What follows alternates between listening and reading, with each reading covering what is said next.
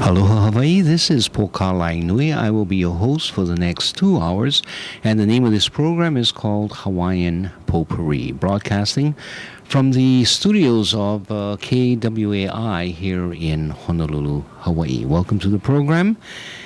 Let's see what's going on in the local news. Well, before getting into that, let me make two announcements. The first is that on the 20th of April, so I know we're a little ahead of time, but on the 20th of April, out in the Waianae area, there is going to be what we call the Keiki Spring Festival, in which we bring children between the ages of 0 to 5 and their families to come down to, in this case, it'll be at the Waianae District Park, so that parents and children will see the kinds of social services and other activities that are available in the Waianae community. Oftentimes, Waianae is seen as a very underserved area, and yet when you really look at it, there's so many different services that are available. Some of the problems, not that it's underserved, it's that service organizations have a difficult time understanding what is happening in the community, and parents of children do not fully appreciate the many different types of services. So what we do is we try to bring organizations and children and their parents together at this at the Waianae District Park, and it gives an opportunity for people to get to know one another, to visit the different services available. It'll start at 8:30 in the morning and it continues until 1 o'clock in the afternoon. So parents who live from, let's say, Kahe Point area all the way to Makua, bring your children down, visit with the different service providers, have a good time. There's some entertainment, but the focus is not on that kind of entertainment. It's more on getting to know one another and meeting service providers. Very important service to know who your service providers are. So again, that's on Friday, April the 20th, 2012, from 8:30 to 1 o'clock at the Waianae District Park. Another announcement I wanted to make is that the parents, or we need therapeutic foster parents to open up their homes to allow children who have special needs to come into the homes and to be cared for as foster children. We call it therapeutic foster homes because this is maybe a step up in terms of the kind of training and skills that one would need, because the children do have certain behavioral issues. They may be what we call ADHD, or they may suffer from a childhood version of schizophrenia, or whatever the mental issues may be. So it's a little bit more difficult to handle these children. If you would like to be a part of this therapeutic foster home program, please get in touch with us. We are looking for parents, and they can come from as far away as the Kapolei area all the way out to the Waianae area up to Nanakuli. And what we will do is we will provide the training, we will provide the support. We have psychiatrists on staff, we have psychologists, we have social workers, we have case managers, so that you can be assured that you will get the support that you need when you are working with these children. And I know it can be somewhat difficult at times, but we do support the families. There is a small remuneration for your services, but the focus is, of course, providing safe and wholesome families or homes so that children can be raised in these homes. Oftentimes, environment plays such an important role in assisting the child in adjusting their behaviors, adjusting their attitudes, and just getting back on track and getting into the flow of normal life. And so we are looking for opportunities to provide this for children. We have children who are on waiting list. to come into our homes, and yet we don't have enough parents or families willing to open up their homes. So if you are interested, please give us a call. Our telephone number is 696-4211, and just ask the operator, or the person who answers the telephone, to speak with Maile Ohira, and they will give you another number. I'm very sorry I don't have that direct number to Maile, who is the head of this particular program. But you can get in touch with us through Halina Aopono, that's 696-4211. This past week, I was surprised to hear, and so I had to respond very quickly when I heard that there would be a hearing on the subject of Hawaiian nationals. In earlier programs, we spoke about this resolution that would be submitted to the legislature. Fei Hanohano provided that resolution, submitted it to the legislature, and as a result, it was heard on, I believe it was Wednesday of this past week, and successfully passed her committee, the House Committee on Hawaiian Affairs. The resolution essentially says that, and perhaps a better way to do it is to read through it very quickly to see what it says. It says and there's a lot of whereas or sort of because in more practical or everyday language. It says, whereas in 2011, the legislature enacted Act 195, recognizing Native Hawaiians as the indigenous people of Hawaii. And whereas the state has on numerous occasions and in official documents and statutes, including this Act 195, affirmed that beginning in 1893, the United States violated the sovereignty of the Hawaiian Kingdom when it colluded with insurgents to usurp the government of the Hawaiian Kingdom. Whereas international law clearly confirms that the sovereignty of the Hawaiian Kingdom was never relinquished or extinguished, and that the Hawaiian Kingdom is, quote, in continuity. And whereas the international law prohibits the coercive assignment or altering of a person's nationality and citizenship to a foreign state without the explicit, free, prior, and informed consent of that person.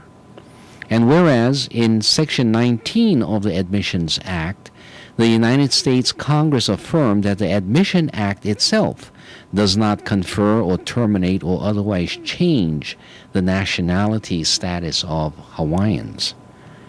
And whereas a sizable part of the population of the Hawaiian Islands identify themselves as Hawaiian nationals and lawfully reserve and assert their right to claim nationality, can be citizen or subjectship, in the Hawaiian Kingdom, a nation in continuity. And whereas the rights to Hawaiian nationality are conferred by natural birth and customary law and practice, whether lineally descended from the Hawaiian nationals, by birth within the physical boundaries of the Hawaiian Islands, or by a formal process of naturalization. And whereas, pursuant to the Hawaiian Kingdom laws, international treaties and conventions, the law of nations, and all other standards relating to nationality, Hawaiian nationals are citizens of the Hawaiian Kingdom, residing in their own country, the Hawaiian Islands, and are not citizens of the United States or, quote, residents of the, quote, state of Hawaii. And whereas, in addition, the term Hawaiian national is not synonymous with the term Native Hawaiian, which was coined by the United States Congress to narrowly define Hawaiians according to Aboriginal blood quantum. Now therefore be it resolved by the House of Representatives of the 26th Legislature of the State of Hawaii, and then in a what is that? Not comparable, but in a sort of a partner resolution, there's a House concurrent resolution. The number there is not 68, 96. It says beyond the House of Representatives, it says the legislature itself. Okay, getting back, regular session of 2012. The Hawaiian nationals are hereby recognized as an authentic population residing lawfully in the Hawaiian Islands. Be it further resolved that Hawaiian nationals are recognized as the authentic heirs, beneficiaries, and body politic of the Hawaiian Kingdom, a nation in continuity. And be it further resolved that the state commits to uphold the laws regarding nationality-based discrimination and to encourage the courts and law enforcement agencies in the state to cease all nationality-based harassment and prosecution of Hawaiian nationals.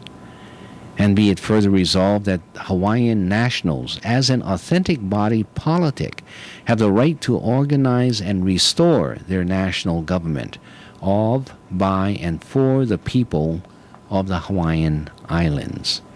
And be it further resolved that certified copies of the resolution be transmitted to the Governor, the Attorney General, the Chief Justice, the Chief of Police of the respective counties, and the prosecuting attorney of each county.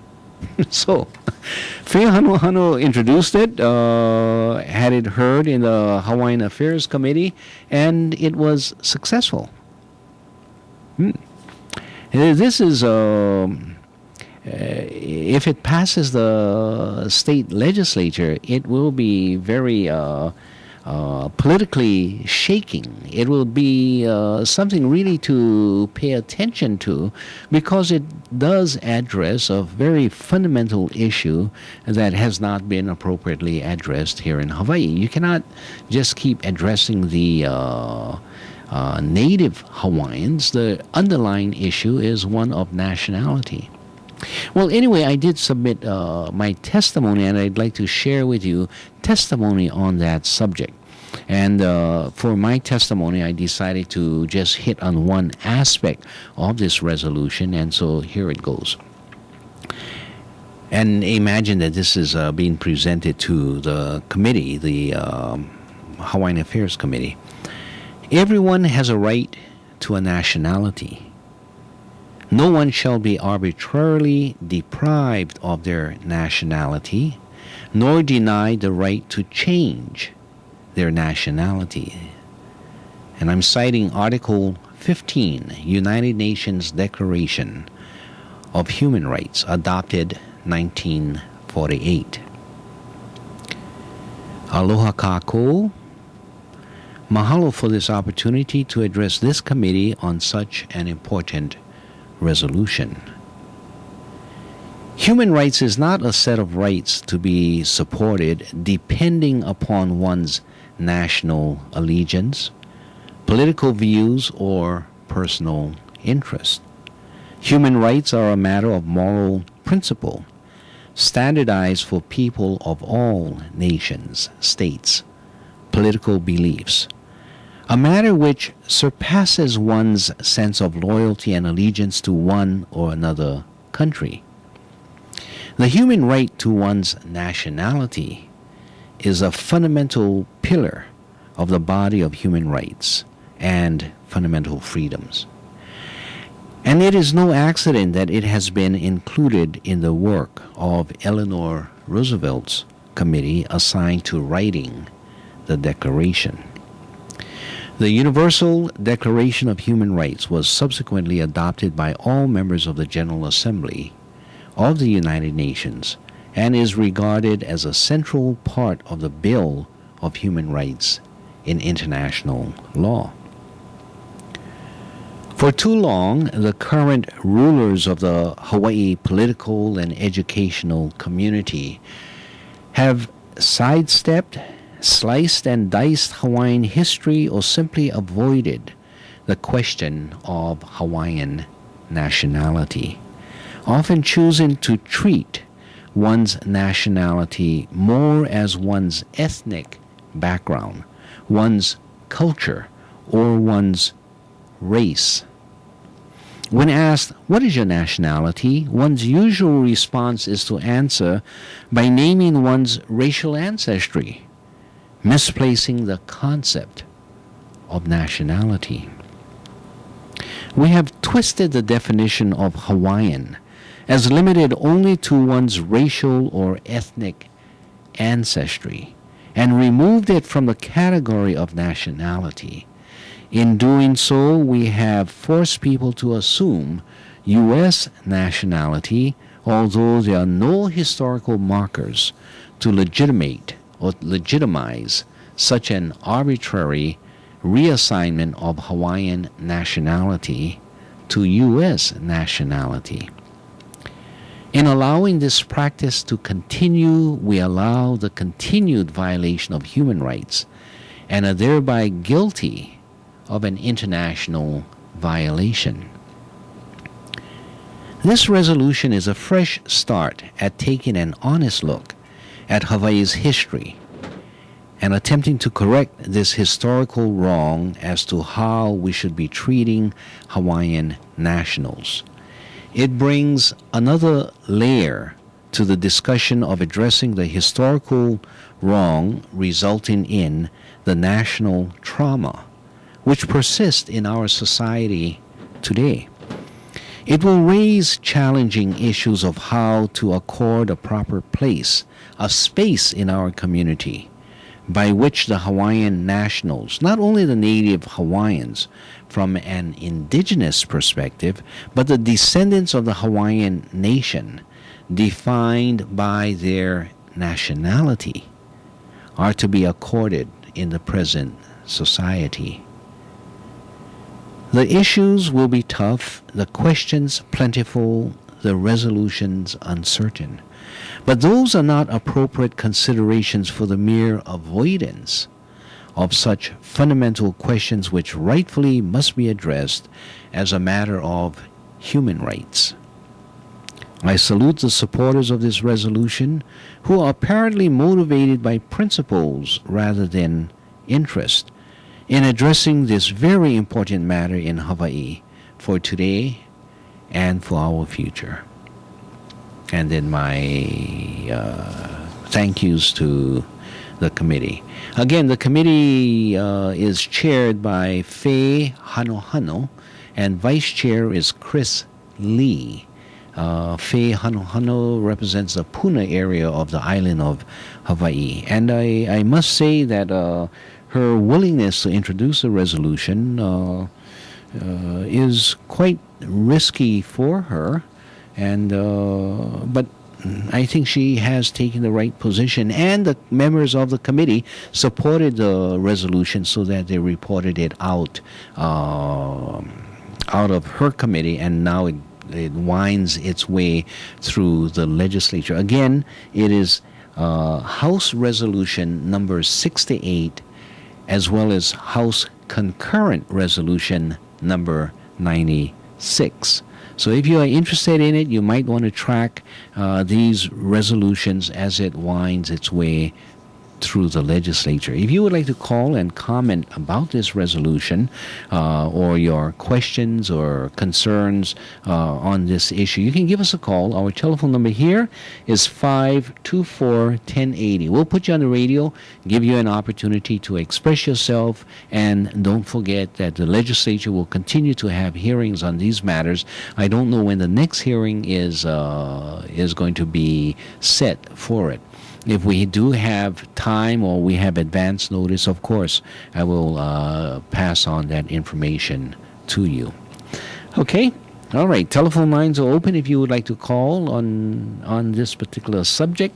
You are listening to Hawaiian Potpourri. I am Poka Lainui. And the time now on this Saturday afternoon is 4:28. In this afternoon, it looks a little bit cloudy outside as I look Mauka of the studios here, but I hope you're all having a nice day.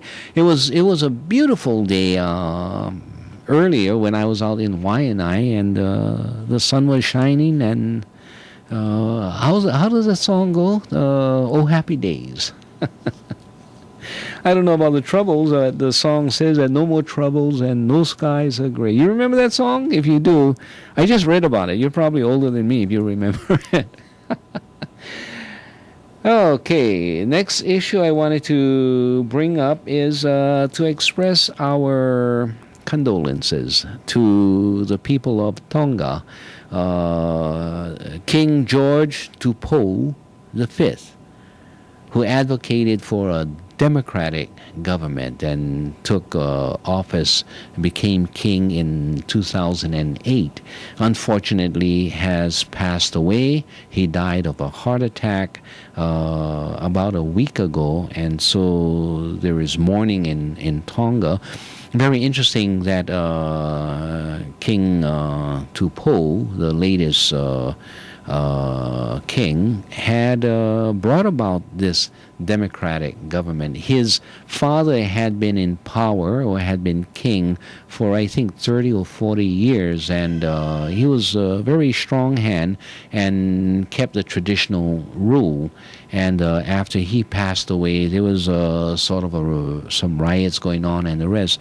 So this King George Tupou decided that rather than being coronated immediately in 2006, he waited for 2 years, set up a different format of the government, bringing in greater democracy into Tonga, and unfortunately he has passed on. So our condolences from the Hawaiian National Broadcast Corporation to the people of Tonga of the passing of their king. Our telephone number here is 524-1080, and if you would like to call, that's the number to call. Let's go to our first caller. Aloha, caller. Welcome to the program. Luca, Yes. you know, with your sense of justice and reality, everything you opened your show up with, how much of that do you think is doable, or should we just hold our breath and wait? Because these, Puka, the politicians that run our town, run this state, everything is about money. Is there any doubt about it? And when... go ahead. Yeah. When you bring up such sweet, Hopefulness.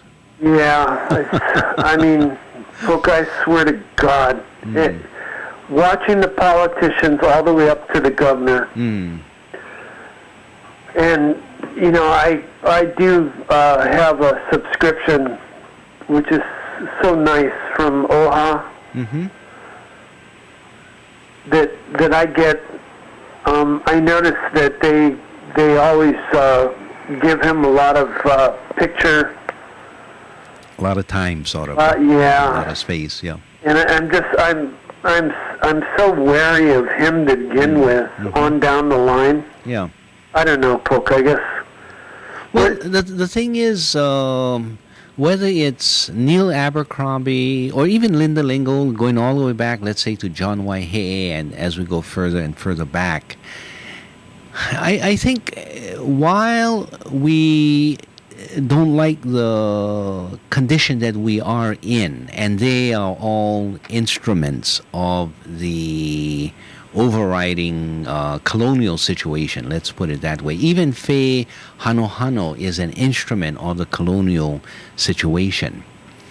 I think the answer is that we need to learn to walk in both paths. Like I too am part of that, an instrument of the colonial situation, in that I am a licensed attorney, licensed to practice in their courts. But rather than, and I felt this way about Hawaiian sovereignty, about the fact that we are an occupied people, even before going to law school. But it is only through the willingness of getting into their system and being willing to fight within the system, as well as to retain a position and a willingness to fight from outside of the system, only then are we going to be effective warriors for Pono. And so I think while we oftentimes stand outside and attacking and challenging the legality of the system, whenever there are opportunities that we can slip right in and challenge from the inside, we should take advantage of that opportunity, whether it's in a courtroom or in this particular case, Faye Hanohano had been willing to introduce the subject and at least produce it to be talked about and to be debated about, and so it's a closer step. Previously, they would not permit this kind of resolution to even be introduced in the legislature. Back in the 1930s and 1940s, there was, and I was just talking about this one particular friend of mine who was a territorial representative. His name was William Isaacs. We call him Uncle Bill. He came from the Isaac family. But the family suffered that kind of pressure so that these kinds of issues could not even be introduced. They were sort of tossed out of the legislature. There was so much friction. Now times are changing, and so we have to go with the times and try to hope for the best, but not give up the pressure. So we need to continue to remind them that, we remember. Although the years have passed, we have not forgotten. In fact, more recently, over the last 30 years, the issues have become more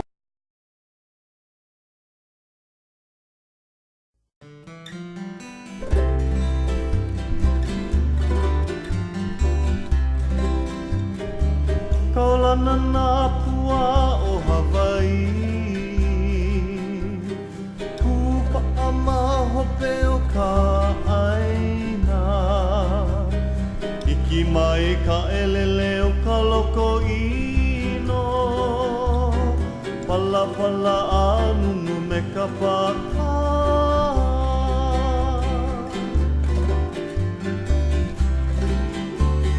Pane mai Hawaii o ke ave